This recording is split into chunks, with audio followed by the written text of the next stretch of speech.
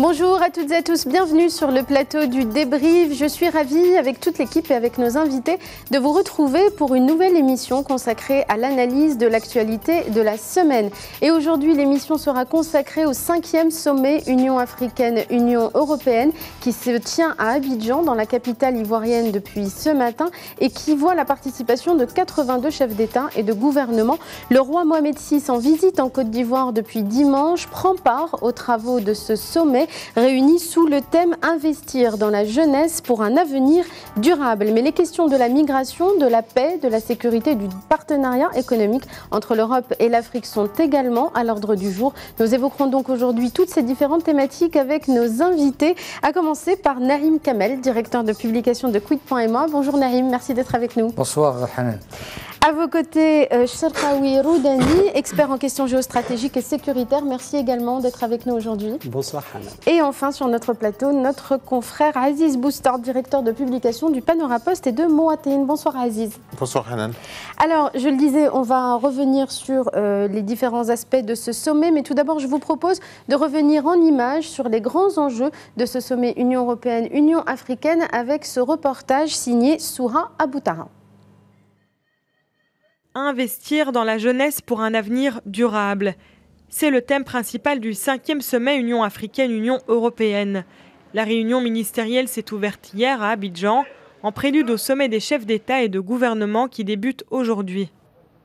Jeunesse, sécurité et migration, 3 thématiques indissociables sont au menu des discussions réunissant près de 80 chefs d'État et de gouvernement, 5000 participants des 54 pays d'Afrique, des 27 pays d'Europe ainsi que l'ONU et des organisations internationales.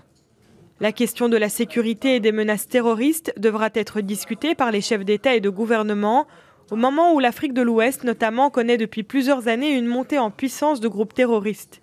Situation en partie liée au désespoir de la jeunesse africaine selon des analystes. La population africaine a quasi doublé ces 25 dernières années.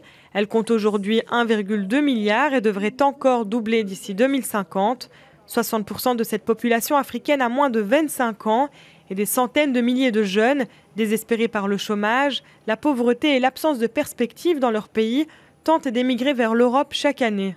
La question de l'immigration africaine vers l'Europe, frappée par le scandale international de la vente de migrants africains comme esclaves en Libye, sera inévitablement débattue lors de ce sommet réunissant les 2 continents. Alors, on vient de voir donc en image un rappel des principaux thèmes de ce sommet, mais un autre thème mentionné également s'est invité parmi les priorités de cette rencontre, c'est la traite des migrants en Libye. On le rappelle, ce scandale a été révélé par un reportage de la CNN il y a 2 semaines de cela, et donc il y a eu aujourd'hui une réunion informelle en marge de ce sommet qui devait traiter donc des sanctions, du démantèlement des réseaux et puis de la libération des personnes détenues. Alors, est-ce que aujourd'hui, cette question migratoire qui prend des ampleurs inédites avec cette traite des migrants est la question majeure des rapports entre l'Union européenne et le continent africain? Naïm Kamel. Je crois que c'est même la raison de ce sommet que je peux qualifier d'extraordinaire, entre guillemets. Parce que je crois qu'on en est au 5e. Et c'était Afrique, Europe, maintenant il est Union africaine, Union européenne. Et c'est la question de la migration qui a vraiment pesé sur la décision européenne de faire de ce sommet quelque chose, le sommet du réveil. Parce que ça fait longtemps que tous les Africains, tous les pays de ce qu'on appelait jadis le tiers-monde, disaient, écoutez, vous ne pouvez pas arrêter l'immigration, vous ne pouvez pas stopper les flux migratoires tant qu'il n'y a pas des programmes de développement pour maintenir et pour donner des raisons aux candidats à la migration de quitter leur pays. L'ampleur qu'a pris la migration, et je crois que le problème d'esclavagisme qui existe encore légalement dans un certain nombre de pays africains. Et qui prend des ampleurs inédites, puisque selon les chiffres de l'ONU, il y avait près de 20 000 migrants détenus en Libye mi-novembre. Ils étaient 7 000 en septembre. Donc c'est vous savez que l'esclavagisme et la vente des migrants existaient déjà au temps de Gaddafi. quand la Libye était encore un État constitué et non pas un État failli.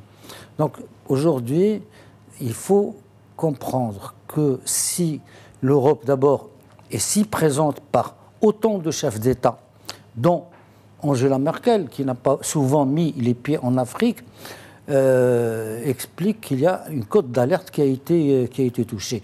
Et c'est donc l'enjeu essentiel.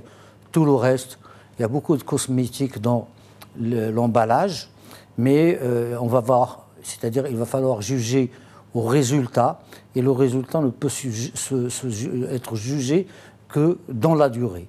Alors, on va bien sûr, pardonnez-moi, bien sûr, on va voir des déclarations d'intention, des déclarations de bonne foi, des déclarations de vouloir faire. Déjà, on parle que de la mobilisation de 44 milliards de dollars pour investir, pour l'investissement extérieur. Ils ne disent pas que c'est l'Afrique. Et là, moi, je demande d'abord à voir. Mais la migration, pour répondre à votre question, reste la raison fondamentale de cette mobilisation et de cette grande kermesse qu'est aujourd'hui le sommet d'Abidjan. Alors, pour rester sur cette question de la migration et notamment de la traite des migrants en Libye, aujourd'hui cette question fait débat. Est-ce qu'elle montre les limites de la politique européenne sur la question migratoire? On rappelle que depuis un an, l'Europe a décidé de former des gardes-côtiers, notamment libyens, pour retenir les bateaux ou filtrer les bateaux en partance vers l'Europe. Aujourd'hui, on pointe du doigt l'échec de cette politique et puis le fait qu'on cantonne les migrants à un pays, vous le disiez Narim Kamel, qui est en faillite et qui n'est pas en mesure de pouvoir garder dans de bonnes conditions ces migrants qui l'empêchent de partir vers l'Europe. Donc est-ce que ça, c'est le signe d'un échec de la politique que l'Europe mène jusqu'à maintenant sur cette question migratoire? Bon, d'abord, quand vous parlez de l'approche européenne, c'est une approche sécuritaire. Donc, c'est l'opération Sophia qui a été conduite par l'Italie et les mécanismes de faire face aux immigrés par ce qu'on appelle le Frontex. C'est un regroupement de forces européennes pour faire face à tous les défis qui sont hors de l'Europe. Moi, je pense qu'aujourd'hui, à la lumière de ce qui se passe dans le continent africain et notamment en Libye, par ce problème d'infamie qui fait l'écho dans le monde. Il faut le dire aujourd'hui, le problème de l'immigration en Libye, ce n'est pas un problème libyen, c'est un problème mondial, c'est un problème européen, c'est un problème africain.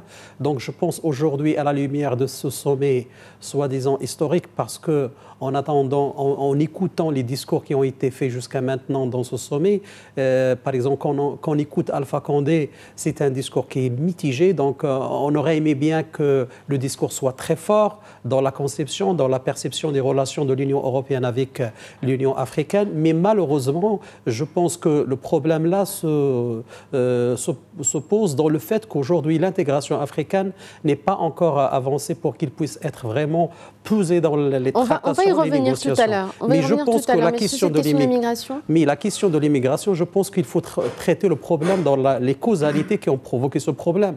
Qu'on voit la situation économique et sociale dans l'ensemble du pays, qu'on parle de la Corne d'Afrique, qu'on parle de l'Afrique subsaharienne et de l'Ouest, qu'on parle de la question du Nord d'Afrique, l'instabilité existante en Libye, l'ensemble de, je peux dire que je peux même avancer le fait qu'aujourd'hui la Libye, c'est une zone grise, donc il n'est pas un État, sa dislocation existante entre l'Est et l'Ouest, entre Haftar et Fayez Sarraj, donc deux gouvernements différents, deux perceptions sécuritaires différentes. Haftar qui exige un changement d'amendement de l'article 8 parce qu'il cherche que l'exécutif, le conseil exécutif qui doit avoir, et c'est ça l'accord de Skhirat qui était une feuille de route pour instaurer un État la Libye aujourd'hui est dans une impasse. Voilà, il y a une impasse. Moi, je pense qu'il faut essayer, c'est pourquoi il est très important, à la lumière de ce sommet, il faut recadrer ce relationnel existant entre l'Union européenne et l'Union africaine. Il ne faut pas rester dans ce qu'on appelle la conception donateur-bénéficiaire ou bien donateur-réceptionniste,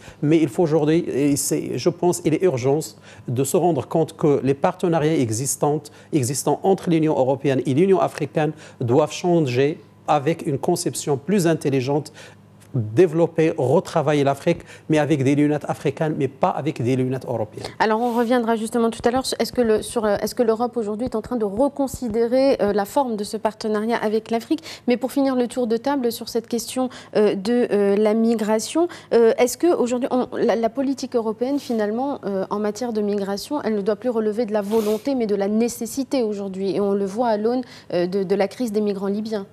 Tout à fait. Ce n'est pas c'est même plus que la nécessité, c'est une contrainte qu'a l'Europe actuellement de réguler les flux migratoires qui arrivent sur son sol. Vous savez, l'Europe en 2015 a été littéralement traumatisée par ce qui est arrivé, par les vagues de migrants qui sont arrivés du Moyen-Orient. Elle savait plus ou moins comment réagir, elle avait plus ou moins trouvé des ersatz de formules et de solutions pour bloquer la migration africaine. Mais ce qui lui est arrivé de l'Est était particulièrement traumatisant. Donc il fallait trouver une solution et je rejoins Naïm, effectivement, ce sommet est d'abord un sommet de la migration. Mais il y a aussi, je ne sais pas si on peut appeler ça un effet de mode. Il y a eu les sommets Chine-Union africaine ou Afrique, le sommet Japon-Afrique, et l'Union européenne ne peut pas fonctionner toute seule parce que chaque pays pris séparément ne peut pas avoir la force d'une Chine ou du Japon, et donc c'est un ensemble. Et puis c'est comme ça qu'il fonctionne depuis une cinquantaine d'années. Donc c'est aussi un effet de mode. Mais il se trouve que les choses sont assez compliquées entre l'Union européenne et l'Union africaine parce qu'il y a des relations historiques qui sont très poussées, que ce soit la colonisation ou les relations économiques qu'il y a eu sur les 30 dernières années. Sauf qu'aujourd'hui, on se trouve avec une Union européenne qui est complètement éparpillée, qui, en quelque sorte, en déshérence. Qui aussi à des crises, on se rappelle de la crise. À des crises, il y a qui devient une nébuleuse. Qui devient un non-existant, un non-étant, si vous voulez. Il y a un problème du Brexit, il y a un problème de sécession un peu partout, ou de velléité de sécession. Les velléités régionalistes. Il y a la crise dont certains pays n'arrivent pas à sortir. Il y a on se souvient de la crise grecque, notamment. La crise grecque. Et puis bon, il y a eu aussi... Il y a la montée des extrêmes, il y a aussi un changement au niveau des rapports de force ou des pouvoirs qu'il y a avec une Allemagne, avec Mme Merkel qui est un petit peu fragilisée. De l'autre côté, les problèmes africains, alors on a tendance à dire l'Afrique, mais l'Afrique n'est pas un tout. Géographiquement, elle est un tout, mais les problèmes du Sud ne sont pas ceux de la Corse, les réalités sont disparates. Les réalités sont disparates. Et on se retrouve dans tout ça avec un continent qui a donc un gros retard en matière de développement, qui se cherche, qui essaie de se trouver, et de l'autre côté, les Européens qui viennent pour prendre une part du gâteau, essayer d'arranger le problème de la migration d'abord, et ensuite prendre la part du gâteau en parlant de partenariat gagnant-gagnant, win-win, etc. Tout ça. J'aimerais bien juste rajouter un point qui est très important, que cette question de l'immigration, même au niveau de l'Union africaine, il y a une dislocation dans la vision. Lorsque vous entendez parler, par exemple, du Brexit, Boris Johnson, qui a conduit toute une campagne pour faire sortir la Grande-Bretagne de l'Union européenne, il a vraiment avancé les idées, cette phobie vis-à-vis de l'immigration, et il a essayé d'assigner à l'insécurité. Aujourd'hui même en Allemagne, la dislocation existante avec Merkel, avec l'incapacité de mettre en place une coalition gouvernementale, parce que l'enjeu même de ses adversaires, ils avancent l'idée de l'immigration. C'est pourquoi on dit aujourd'hui que même l'Europe, il n'y a pas une vision, le dénominateur commun existant auparavant n'est plus aujourd'hui le cas. Donc c'est pourquoi je pense, il me semble, que le problème de l'immigration doit être abordé avec une autre manière, essayer de modéliser le problème à l'échelle du continent africain. Et d'ailleurs, je fais un petit rappel, le discours de Sa Majesté le roi Mohamed VI en 2016, qui est le discours qui a été délivré par le prince Moulay Rachid, lorsqu'il a évoqué l'immigration, lorsqu'il a évoqué que le problème de l'immigration doit être géré en amont, c'est-à-dire que les Africains doivent assumer leurs responsabilités. Bien sûr, l'Europe, il a une part de responsabilité en mettant en place toute une politique commune. Malheureusement, depuis le processus de Rabat 2006, lorsqu'il y avait cette plateforme qui a réuni plusieurs États européens et africains dans la perspective de créer une politique commune pour la gestion du flux migratoire, n'a pas réussi. On a passé au flux le processus de Khartoum, et on a passé en 2015 le processus de La Valette, qui a échoué parce que 16 critères ou bien recommandations qui ont été faites par les Européens et les pays de l'Afrique n'ont pas été vraiment mis en place parce qu'il n'y a pas une volonté réelle ou bien parce qu'aujourd'hui, il faut le dire, il faut avoir le courage de le dire, que le problème de l'immigration aujourd'hui, c'est une carte politique pour certains États, même États européens et même certains États africains. Donc, quand on parle par exemple de la gestion des flux migratoires dans la source, donc on sait bien que c'est la Corne d'Afrique, l'Afrique subsaharienne et aussi dans certains pays. Donc je pense aujourd'hui, sans une vision commune, sans une audacité de regarder ensemble ce problème-là, donc on ne peut pas arriver à solutionner ce problème de l'immigration. Alors, juste un petit rappel sur les différents sommets qui se sont tenus en Europe très récemment sur cette question pour montrer à quel point elle est essentielle. Il y a eu un mini-sommet UE-Afrique qui a été organisé le 28 août dernier à l'Élysée. On se souvient qu'il y avait Angela Merkel, il y avait le Premier ministre espagnol et qu'ils avaient signé à cette occasion une déclaration conjointe de 9 pages pour une approche globale de la migration et de l'asile. Un autre sommet devait se tenir en octobre-novembre en Espagne, mais il a été annulé en raison de la crise catanale. Le Conseil européen du 19 octobre dernier a été essentiellement consacré à cette question de la crise migratoire. Et aujourd'hui, l'Europe est en train de basculer entre le G20 à Hambourg également. Et aujourd'hui, il y a une sorte de glissement de la vision européenne concernant la politique migratoire avec cette volonté de contribuer plutôt au développement des pays africains. Aziz Boustin, est-ce que effectivement, aujourd'hui, l'Europe est en train de repenser sa façon de gérer la question migratoire? Tout à fait. C'est pas aujourd'hui, ça remonte à il y a plusieurs années, voire plusieurs décennies. Vous savez, depuis l'époque de Mitterrand, le président Mitterrand, on commençait à se poser le problème de la migration, de l'immigration, que ce soit nord-africaine ou subsahélienne.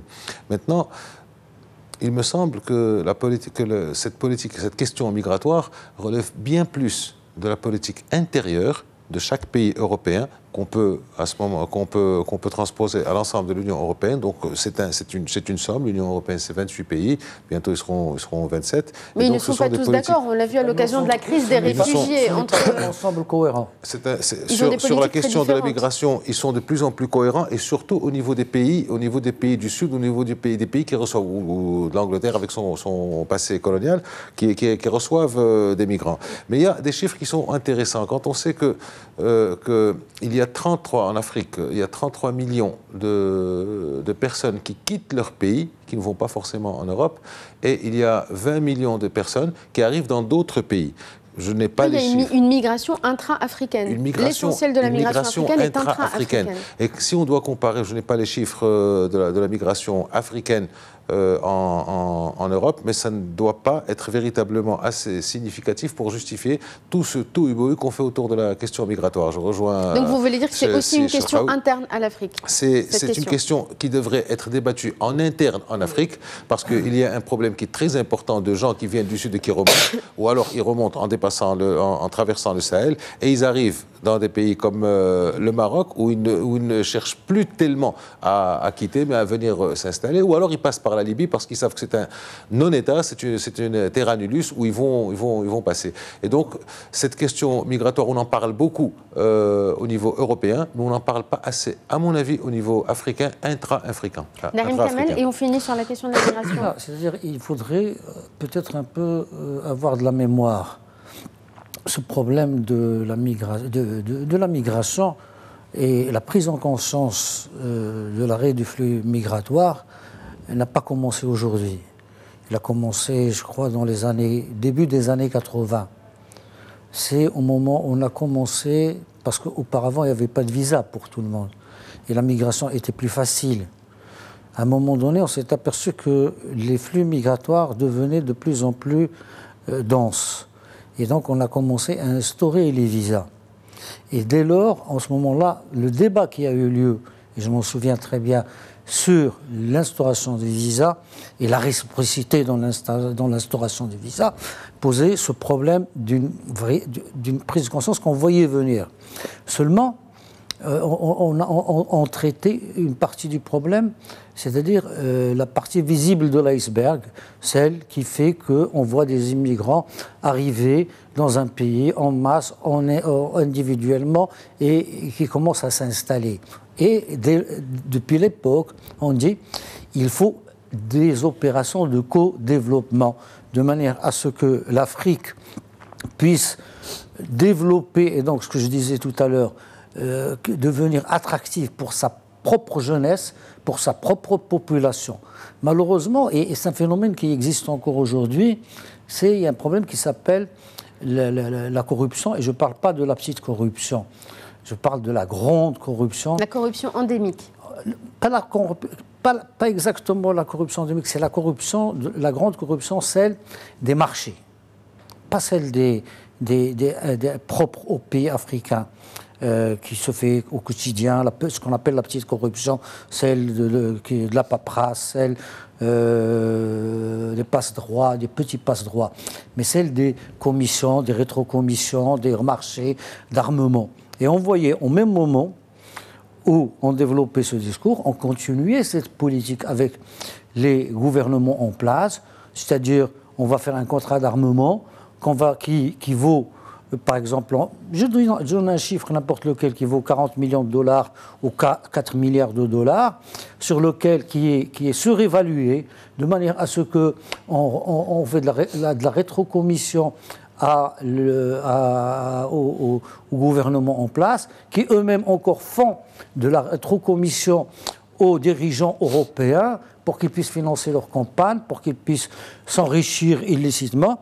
Et c'est un problème réel, on l'a vécu. Ce qui fait que dans ce labyrinthe, on perd ces raisons de co-développement. Et ce qui existe aujourd'hui, ce qu'on voit aujourd'hui, est la preuve de l'échec de cette prise de conscience qui date des années 80. On a parlé tout à l'heure de Mitterrand, je crois, et le discours de la Baule. On en fait comme une référence. Le discours de la Baule a été une catastrophe. C'est le discours de la Baule, en 80,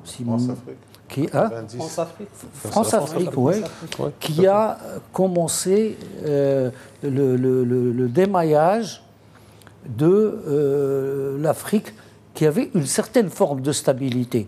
Depuis, on n'est pas sorti du discours de la Baule jusqu'à aujourd'hui. Je crois que Macron a essayé de le faire à Abidjan, dans son discours d'Abidjan devant les étudiants de l'université à Ouagadougou, pardon, devant les étudiants burkinabés, mais on y retrouve la même touche de paternalisme, la même touche de tutelle, la même touche de « je veux pour vous, vous devez faire ceci ».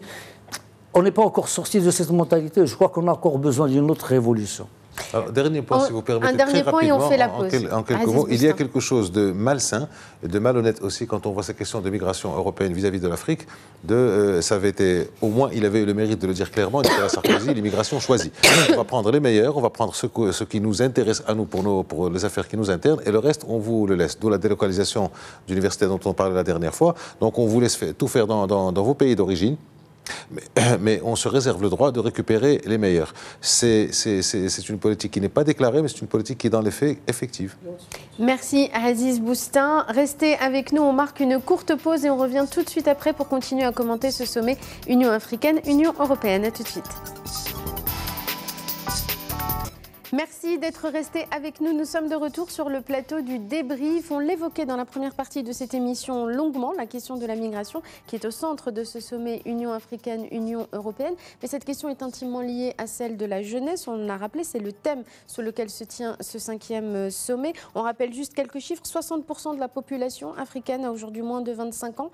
La moyenne d'âge, c'est 19 ans et demi. Et plus de 30% de cette jeunesse est aujourd'hui sans emploi. Le président ivoirien Alassane Ouattara en a parlé dans son discours d'ouverture tout à l'heure. Je vous propose, avant qu'on parle de cette question de la jeunesse africaine, de regarder ce micro-trottoir et ces paroles de jeunes et leur regard sur ce sommet Union africaine-Union européenne.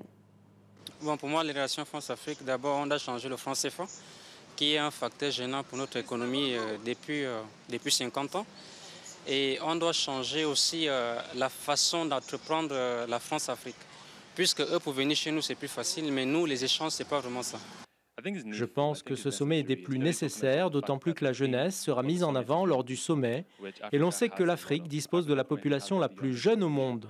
Il y aura certainement des sujets de dissension, mais aussi beaucoup d'opportunités. Il est donc important pour les gouvernements africains et européens de s'asseoir à une même table et de discuter de l'avenir de cette jeune génération. Jusqu'ici, les relations ont toujours été bonnes. Je pense que ce sommet pourrait améliorer et renforcer les liens. Il est important que l'Union africaine et l'Union européenne sortent une résolution qui fasse obligation aux entreprises européennes d'avoir les mêmes standards qu'on se trouve en Europe ou qu'on se trouve en Afrique, même dans des environnements où il n'y a pas la gouvernance. Je pense sincèrement que le Maroc joue un rôle très important. Le pays est une locomotive de croissance économique en Afrique. Le roi du Maroc effectue aussi un important travail en œuvrant notamment à l'émergence de la jeunesse africaine.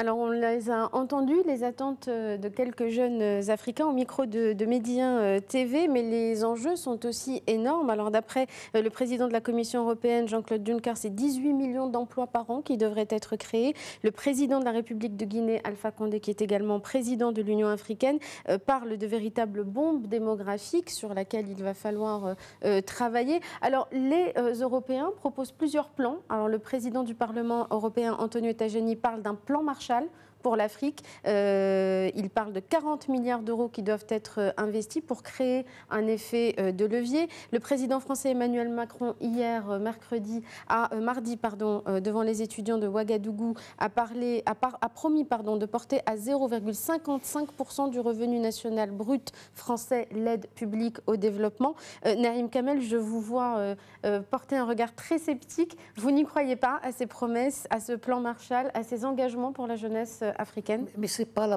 problème, c'est pas ça. Le problème, c'est que ce n'est pas la première fois qu'on nous parle de plan Marshall, qu'on nous parle de co-développement, qu'on nous parle d'investissement dans le secteur qui génère de l'emploi, etc.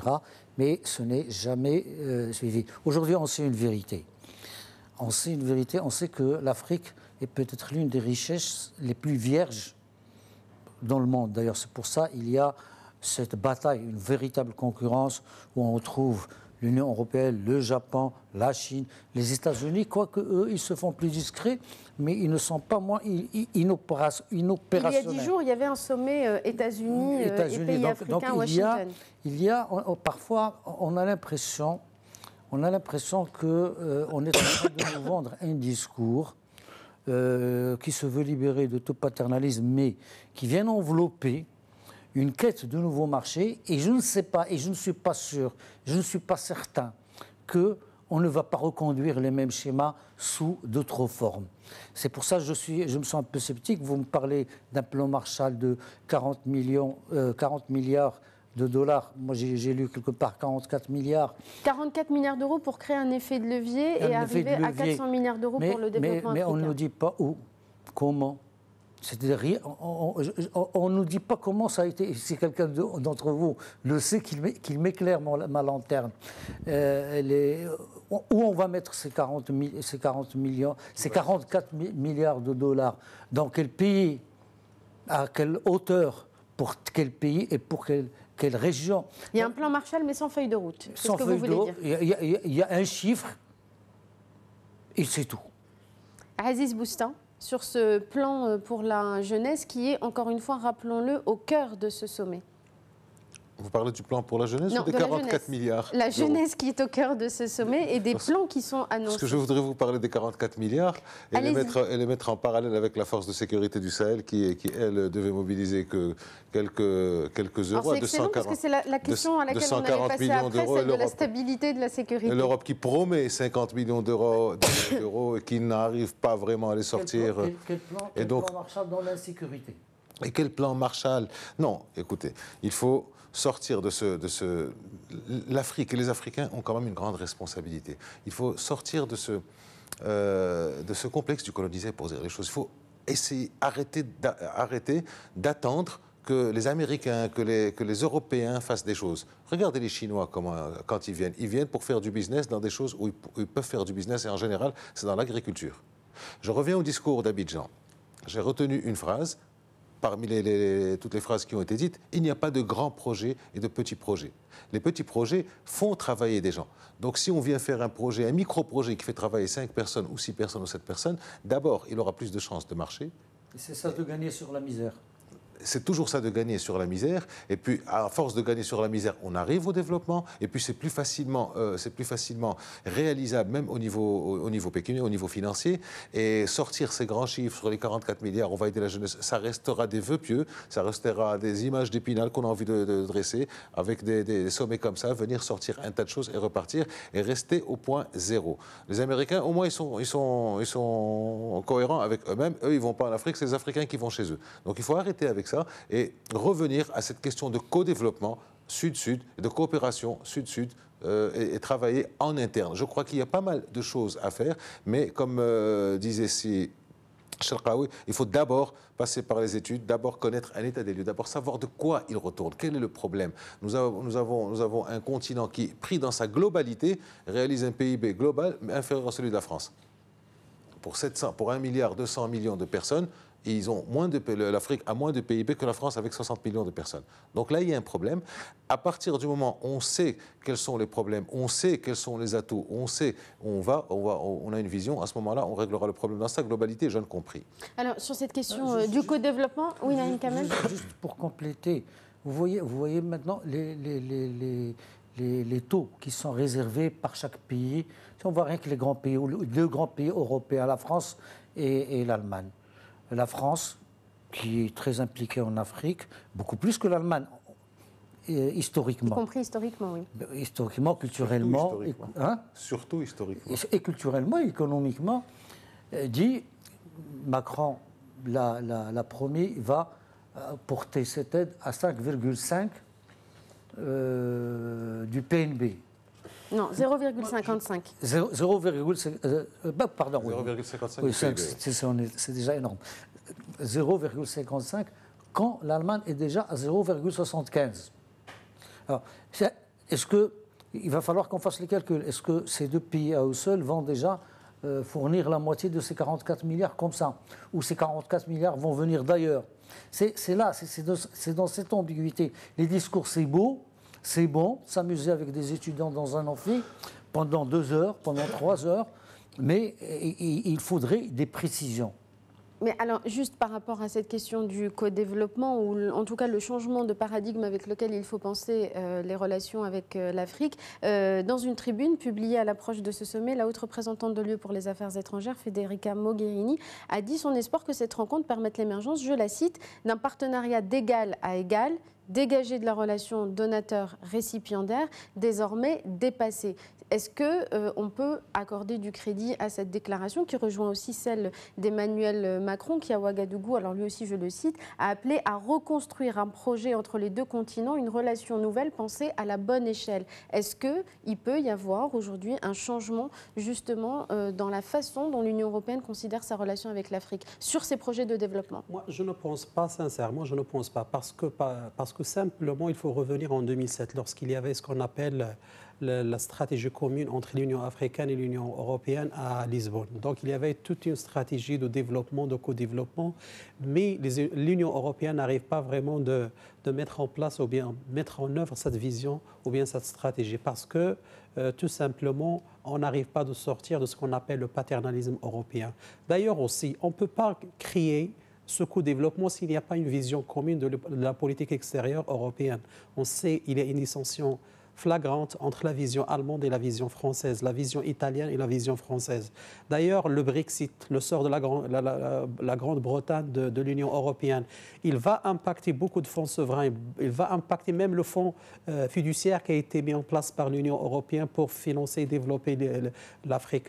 Aussi, il y a un point qui est très important. Aujourd'hui, on parle de développement de l'Afrique, machin, tout ça. Ça, c'est de brouhaha politique, à mon sens. Parce qu'aujourd'hui, on n'arrive pas de parler de la problématique la plus substantielle dans l'équation géopolitique et géostratégique en Afrique. C'est le système de conflit qui existe et qui persiste dans toutes les régions de l'Afrique. On ne parle pas de CER, les communautés économiques régionales. Quand vous parlez, par exemple, des échanges commerciaux existants entre les CER à l'échelle africaine, à l'exception de la CEDEAO et la SADC, 19%, la CEDEAO 10%, Et même les échanges commerciaux avec tous les 8 CER qui existent en Afrique, il y a à 10%.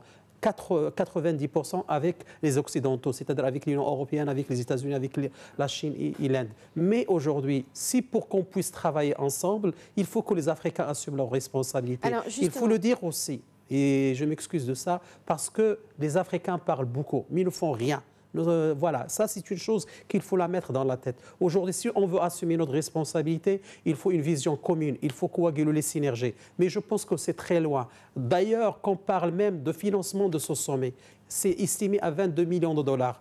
L'Union africaine n'est pas capable de verser même un centime. Donc l'Europe va verser 8 millions d'euros.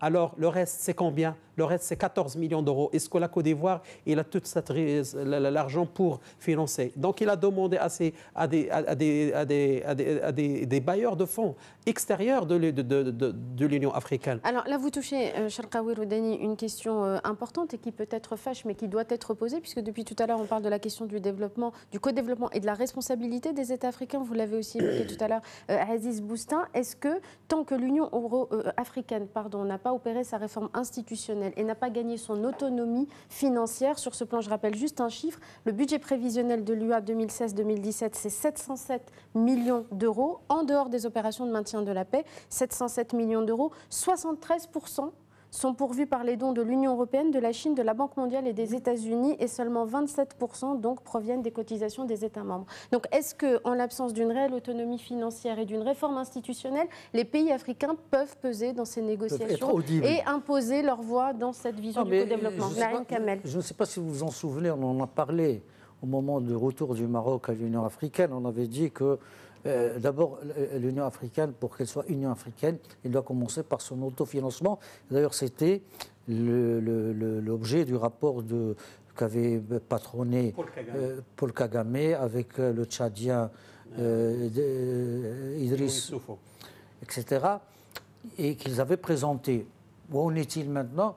Bon, dans un sommet pareil, parce qu'il est sommet Union africaine, Union européenne, on a 52 pays et États d'un côté, et vous avez, qui sont dans des niveaux de développement inférieurs à la moyenne, très inférieurs à la moyenne, et vous avez une Union qui est, quand on en fait la somme, plus riche que les États-Unis d'Amérique.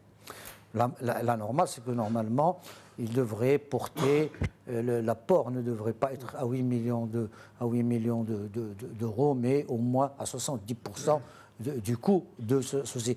Et là, déjà, on voit l'écart entre le discours et l'acte. Donc, il y a ce problème qui est réel. Et c'est ce problème qu'on va retrouver aujourd'hui. On peut dire qu'on est dans une grande bourse où chacun cherche sa marge et ses dividendes sur le territoire africain.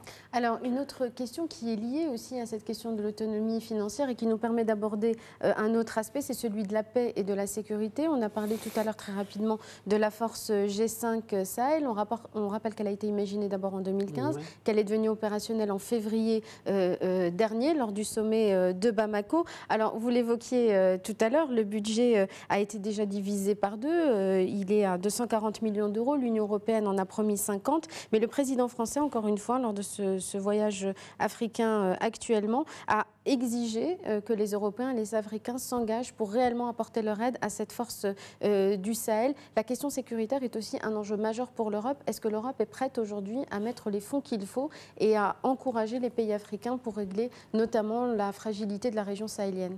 Bon, la première chose, voilà, c'est un secret de polichinelle. Si vous n'avez pas une souveraineté financière, donc vous ne pouvez pas avoir une souveraineté décisionnelle. Donc aujourd'hui, à la lumière de ce qui se passe dans l'Union africaine, si on arrive à décortiquer ce qu'on appelle le système de l'architecture de paix, de sécurité, de défense en Afrique, il y a ce qu'on appelle les forces en attente régionale.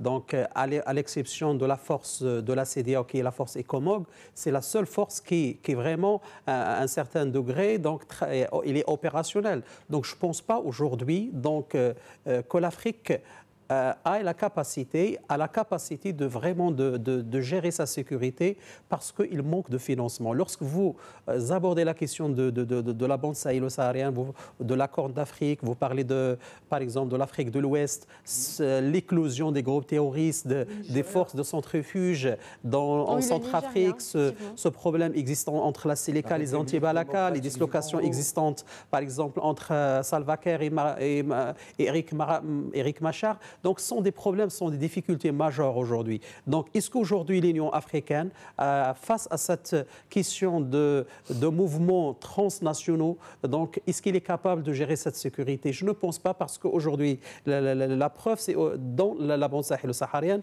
le nord du Mali, il y a un vrai problème. Le G5 Sahel, on sait bien qu'aujourd'hui, la France, il est en train de chercher à droite, à gauche. Récemment, il a demandé à l'Arabie saoudite de financer 60 millions de dollars. La Russie s'invite à financer certains matériels militaires pour le nord du Mali, donc pour le Mali, pour qu'il puisse faire face à ce problème du nord du Mali. Aujourd'hui, on ne parle plus de cette question de force collective capable d'assumer la responsabilité sécuritaire, mais j'imagine aujourd'hui, à la lumière de ce qui se passe, que nous allons droit au mur.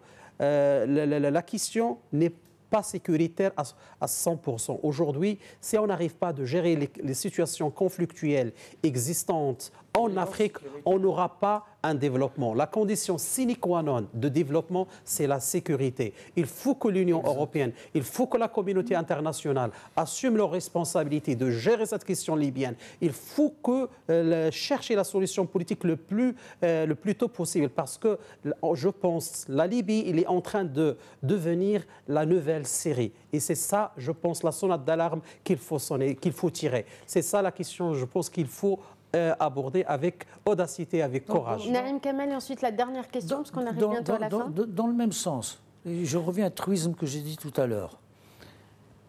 On ne peut pas parler de développement, de jeunesse, d'avenir durable. D'abord, je ne sais pas ce que ça veut dire un avenir durable. Ça, il faudrait qu'un jour on me l'explique.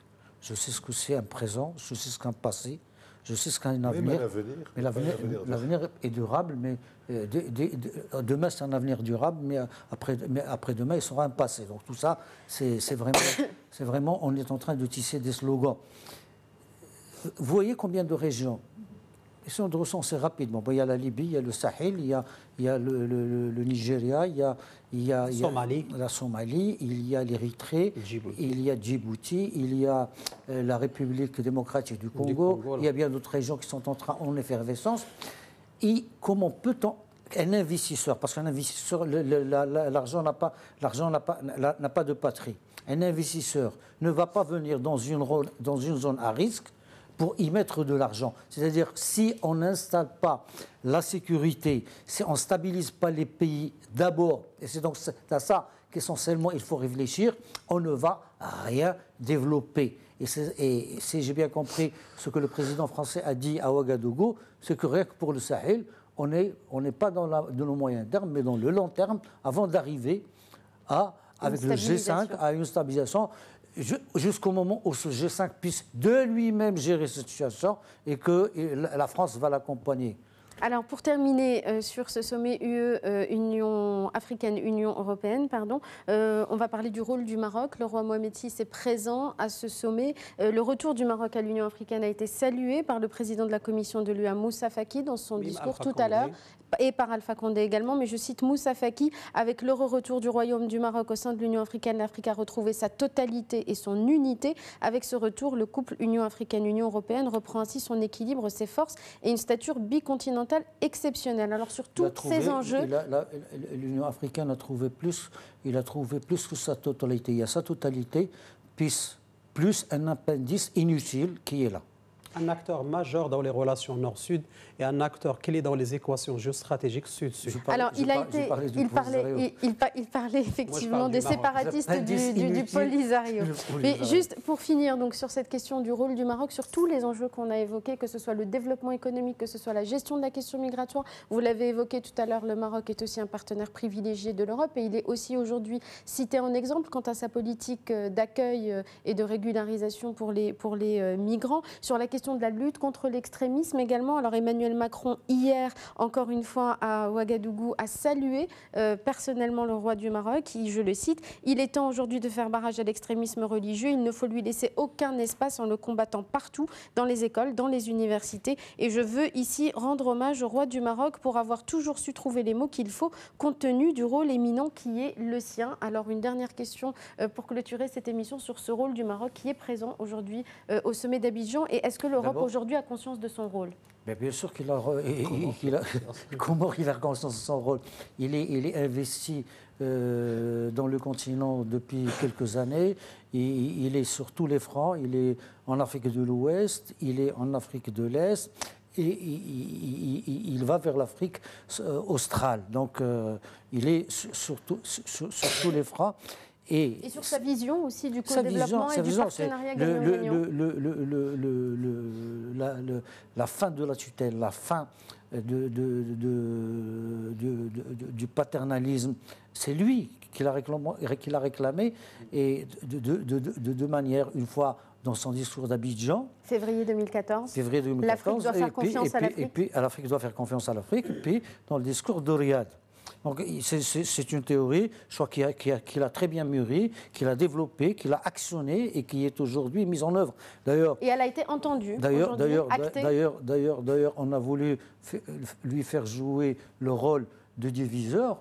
Il les a démentis parce qu'il est resté cohérent avec ce qu'il a dit au sommet d'Addis Abeba, l'intégration, le retour du Maroc à l'Union africaine. Il a dit, nous ne sommes là pas pour diviser, nous sommes là pour réunir, pour travailler, pour coopérer, pour développer et pour faire des partenariats africano-africains. Aziz Boussal, la même question. Cette théorie développée par le roi Mohamed VI, elle est aujourd'hui actée par les États européens et par les autres partenaires africains ? Je suis beaucoup plus impressionné et beaucoup plus flatté par ce qui a été dit par Alpha Condé et par Moussa Faki que par Emmanuel Macron. Comme je l'ai dit tout à l'heure, on va pas continuer à attendre un satisfecit des Européens. En ce qui concerne Emmanuel Macron, mais c'est aussi parce qu'il y a un partenariat particulier avec la France concernant la diplomatie religieuse du Maroc, la formation des imams, etc. On l'avait déjà dit la dernière fois quand on parlait de ça, il n'y a pas d'amitié, il y a des intérêts. Alors bien sûr, il y a des relations historiques, bien sûr, il y a des rapprochements culturels, bien sûr, il y a des affinités personnelles, mais il y a surtout des intérêts. Or, il se trouve que depuis 2 ans, 3 ans, 4 ans, la sécurité française passe par le Maroc. La lutte antiterroriste en France passe par le Maroc. Donc on ne va pas attendre que Emmanuel Macron vienne dire c'est bien, vous faites du bon boulot. On fait du bon boulot. Alors revenons à au discours d'Abidjan qui avait été fait où le roi avait dit l'Afrique aux Africains, que l'Afrique se fasse confiance, que les Africains se fassent confiance, que ce n'est plus une colonie. Et rappelons que ça vient 1 mois après le déclenchement d'une crise avec la France. Donc il y a des changements qui sont en train de se faire. Et dans la politique qui est en train de développer le Maroc, il y a les 5 ou 4 thèmes qui font que le Maroc est considéré comme passage obligé entre l'Europe et l'Union africaine, dont l'immigration, dont le développement, dont la lutte antiterroriste. Et puis je voudrais terminer, puisque vous me faites signe d'y aller vite, je vais aller très vite. Puisque nous arrivons à la fin, c'est que nous avons un changement qui est en train de s'opérer. Alors je vais vous dire rapidement une liste de 5 noms qui sont Sékou Touré, Sangoro, Fouad-Bouani, Ahmadou Ahidjou et Nkrumah. Et c'était il y a 30 ans, c'était il y a 40 ans. C'était une autre période, c'était d'autres chefs d'État qui étaient sur la politique, sur la diplomatie, sur les indépendances. Et là maintenant, nous en sommes à Kagame, à Macky Sall, à Condé, à Mohamed VI, qui sont sur un autre paradigme, qui sont sur un autre mode de pensée, un mode de pensée résolument économique, un mode de pensée qui n'a pas à attendre que les autres viennent, ou alors s'ils viennent, ils viennent pour faire du business. Les leçons, les promesses, ça ne marche plus. Cherkaoui Roudani, je vous demanderai d'être très rapide, s'il vous plaît, parce qu'on arrive à la fin de l'émission. Moi, je pense aujourd'hui, à la lumière donc, de ce sommet, le Maroc, il a toute la place pour qu'il puisse jouer un rôle très important dans le devenir des relations entre l'Union européenne et l'Union africaine, pour 3 raisons. Politiquement parlant, le Maroc, il jouait d'une position très importante. Il y a une adhésion très, très importante présidente à la CEDEAO, donc est le premier investisseur dans l'Afrique de l'Ouest, deuxième investisseur en Afrique.